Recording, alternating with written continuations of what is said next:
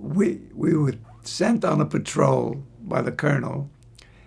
It was the war was almost over. The war was over in about 2 or 3 weeks from that incident.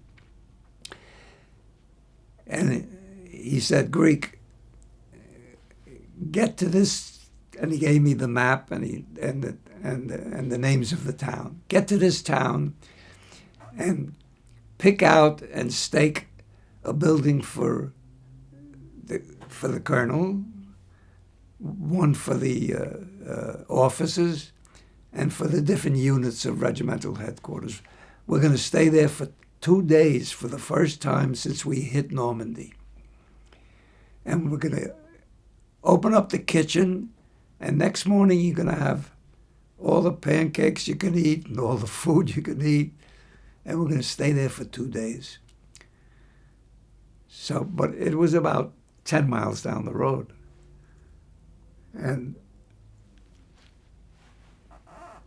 so we got into the Jeeps. We had two guys to each Jeep. We were passing a place where there was a barn, and rifle shots came out at us. So then I saw a barn, and I saw the German soldiers go back into the barn. So I told the other 2 Jeeps, get on either side of the barn. First, take a look in the back and make sure there's no door. And don't let them get out of the barn. They must outnumber us. And shoot if they try to get out, to keep them in. And I told my Jeep, I said, you wait back here.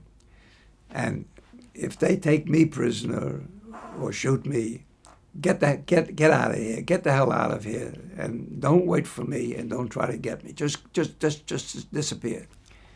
And tell the other 2 Jeeps to follow you. I took a handkerchief out, a white handkerchief, and I put it on the top of my rifle.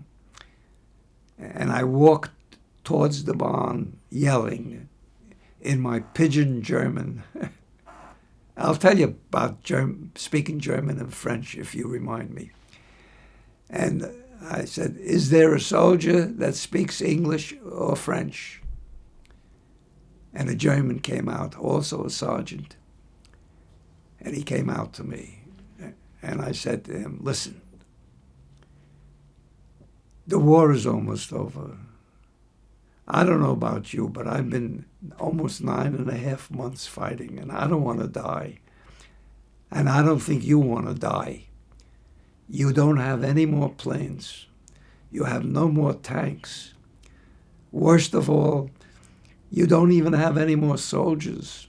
And I heard on the radio yesterday, they're going to use the Hitler Jugend, that's like the Hitler Boy Scouts, to defend Berlin. My heart and my prayers are with those kids. Go back into the barn. Behind me are several hundred Americans that are coming this way, and they're going to be passing by here. In fact, I would not be surprised that they can be here in about 20 minutes walking. If you leave here and head north, you're going to meet the Russians coming down. Now, tell the truth. Do you want to get killed by the couple of hundred Americans who, if they spot you, they'll start firing at your barn, and none of you will walk out alive, or oh well, you'll be wounded or killed. If you go north, I don't think you ever want to become prisoners of the Russians. Don't you think your best option is if you surrender to me? So he went back in, and I said, and you don't come out with your hands on your head, or just leave the weapons in there and come out. And I'll march, you and I will march however many that you have there, and we'll meet the soldiers that I just told you about. I'm not giving you a story, and I'll leave you with them, and then I have to go on my mission. He went back to the barn, and 5, 6, 7, 8 minutes later, he walked out. 40 Germans surrendered. I said, okay. I said, the American drivers will stay with their Jeep. They will drive the Jeeps. All the other Americans, including me, will be walking alongside the Jeeps or up front. I will walk up front with you, and we will go to meet them. Put your elderly soldiers or your partly wounded soldiers into the Jeeps with pleasure. And we don't care.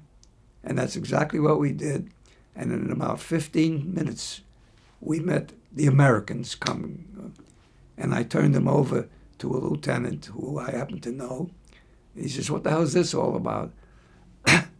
I said, Joe will tell you. And I left one Jeep with the driver to explain what the hell happened. And the rest of us went and we accomplished our mission, to find the town and set up the different homes, different places. And for some reason or other, Joe must have told them some story about what happened. And I ended up a week or two later getting it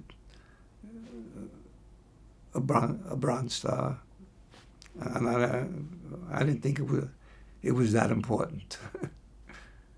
They said, you could have gotten killed. So I said, okay. Were you afraid of getting killed when you... Not when I did it. When you approached the barn? No. I never would have gone if I felt that way.